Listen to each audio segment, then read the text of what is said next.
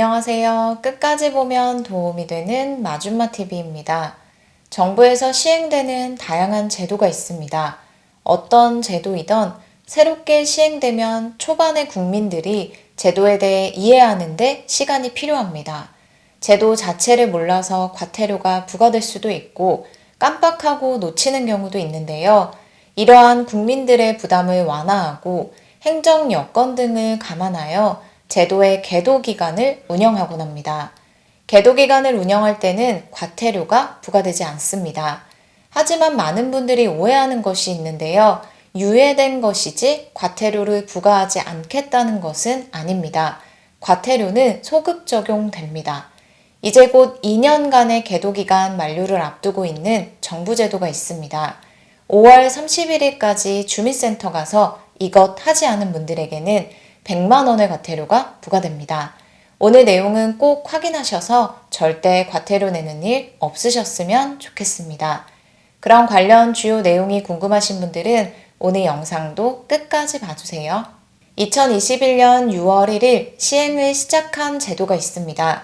제도가 첫 시행되고 국민들이 해당 제도에 대해 충분히 이해하여 자발적으로 참여할 수 있도록 1년간의 계도 기간을 운영했습니다. 2022년 5월 31일까지 계도 기간을 시행한다고 발표한 것입니다. 시간이 흐르고 작년 22년 5월에 다시 한번 해당 제도의 계도 기간을 1년 더 연장한다는 소식이 발표됐습니다. 과태료 100만 원을 부과하는 제도이기 때문에 해당 제도를 모르거나 깜빡하고 놓친 국민들의 부담이 클 것으로 판단하여 1년 더 과태료 부과를 유예한 것입니다. 그래서 총 2년간의 계도 기간을 운영하고 올해 23년 5월 31일 계도 기간 만료를 앞두고 있습니다. 21년 6월 1일부터 23년 5월 31일까지는 계도 기간으로 과태료가 부과되지 않습니다. 즉, 계도 기간이 끝나면 과태료를 부과한다는 것인데요. 많은 분들이 이 부분에 대한 오해가 있다고 합니다. 유예 기간에 신고를 하지 않더라도 과태료가 부과되지 않는다고 생각하는 것인데요. 기간만 유예된 것이지 과태료는 소급 적용됩니다. 따라서 지난 2년간의 유예 기간 동안 대상에 해당됨에도 불구하고 하지 않으셨다면 최대 100만 원 과태료 부과 대상에 해당됩니다. 유예 기간은 5월 31일로 이제 2달이 채 안 남은 시점인데요. 혹시 나는 해당되지 않는지 오늘 내용 꼭 확인하시면 좋겠습니다. 지난 2021년 6월 1일부터 시행된 제도가 있습니다. 바로 주택 임대차 신고제인데요. 혹시 처음 들어보신 분들 계시다면 꼭 확인해 보시길 바랍니다. 주택 임대차 신고제란 전월세 신고제인데요. 임대차 계약을 맺을 경우 계약 체결일로부터 30일 이내에 임대차 계약서의 주요 항목을 주민센터나 온라인 부동산 거래 시스템을 통해서 신고해야 합니다. 신고하지 않을 경우 최대 100만 원의 과태료가 부과되고 2023년 5월 31일까지는 과태료를 부과하지 않는 계도 기간을 운영하는 것입니다. 신고해야 하는 내용은 계약 당사자의 인적사항, 주택 유형 및 주소 등 임대 목적물 정보, 임대료 및 계약 기간 등 임대차 계약 내용입니다. 신고 의무는 임차인, 임대인 둘 다에게 있습니다. 임대인이나 임차인 둘 중에 한 사람이 신고하면 되고 위임장을 지참할 경우에는 공인중개사 등 위임을 받은 대리인이라면 누구나 신고할 수 있습니다. 신고 접수 및 완료되면 문자로 신고가 접수되었음을 안내하기 때문에 본인이 신고하지 않더라도 본인과 관련된 신고가 접수되었다는 사실을 통보받게 됩니다. 임대차 신고제는 21년 6월 1일부터 시행되었는데요. 시행 시점에 맞춰서 21년 6월 1일부터 체결되는 임대차 계약에 한하여 신고하시면 됩니다. 즉, 21년 6월 1일 이전에 체결된 임대차 계약의 경우는 신고 대상에서 제외됩니다. 신규 임대차 계약뿐만 아니라 갱신 임대차 계약도 신고 대상에 해당되는데요. 갱신 계약의 경우 금액의 변동이 없다면 신고하지 않아도 됩니다. 또한 보증금 6천만 원 초과 또는 월세 30만 원을 초과하는 임대차 계약에 한해서 신고하시면 됩니다.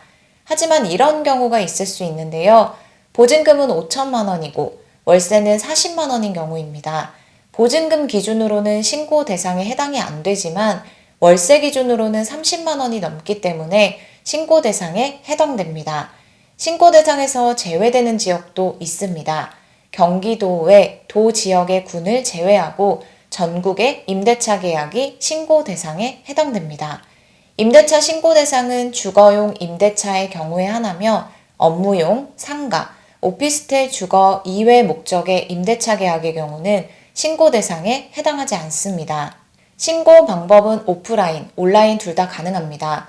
임대인, 임차인, 대리인 중 한 명이 임대차 계약 체결일로부터 30일 이내에 임차주택 소재지 관할 주민센터에 방문해서 신고하거나 부동산 거래 관리 시스템 온라인 홈페이지를 통해서 신고하셔도 됩니다. 임대차 신고는 주택 소재지 관할 주민센터에서만 처리가 가능합니다. 동마다 조금씩 다를 수는 있지만 만약 관할 동 내에 주민센터가 여러 개 있는 경우는 반드시 방문하기 전에 내가 거주할 주택 소재지 관할 지역이 맞는지 전화해서 확인하신 후에 방문하셔야 합니다. 주택 소재지 관할 주민센터가 아니라 아무 주민센터에 방문해서 신고가 불가하기 때문입니다. 임대차 신고를 할 때는 임대차 계약서를 제출하거나 입금증, 통장 사본 등 임대차 계약 체결 사실을 입증할 수 있는 자료를 함께 제출하시면 됩니다. 그리고 임대차 신고를 할 때 임대차 계약서 원본을 제출한 경우에는 확정일자가 자동으로 부여되기 때문에 별도로 확정일자 신청을 할 필요가 없습니다. 즉, 임대차 신고 접수가 완료된 날부터 확정일자의 효력이 발생됩니다. 임대차 신고 접수 완료 시점부터 확정일자 효력이 발생되는 것으로 이해하시면 됩니다. 하지만 확정일자를 먼저 신청하고 임대차 신고를 이후에 하는 경우가 있는데요. 확정일자를 신청했기 때문에 임대차 신고를 하지 않아도 되는 것은 아닙니다. 임대차 신고를 하기 전에 확정일자 신청을 먼저 했다면 별도로 임대차 신고도 꼭 하셔야 합니다. 그리고 신고제 관련 문의사항이 있는 분들은 주택임대차 신고 콜센터 1533-2949번으로 평일 오전 9시부터 오후 6시까지 문의하시면 됩니다. 오늘은 5월 31일 유예기간이 만료되는 정부의 임대차 신고제에 대해서 살펴봤습니다. 유예기간이 종료될 때까지 대상에 해당됨에도 신고하지 않은 분들은 과태료 100만 원이 부과된다는 것 꼭 함께 기억하시면 좋겠습니다. 유예기간에 체결한 임대차 계약건은 신고하지 않아도 과태료가 부과되지 않는다고 잘못 알고 계신 분들이 많아서 과태료 부과 대상이 많을 것으로 전망된다고 합니다. 해당되시는 분들은 잘 신고하셨는지 꼭 다시 한번 확인해 보시면 좋겠습니다. 오늘도 끝까지 봐주셔서 정말 감사합니다. 구독과 좋아요, 알림 설정 꼭 부탁드립니다. 감사합니다.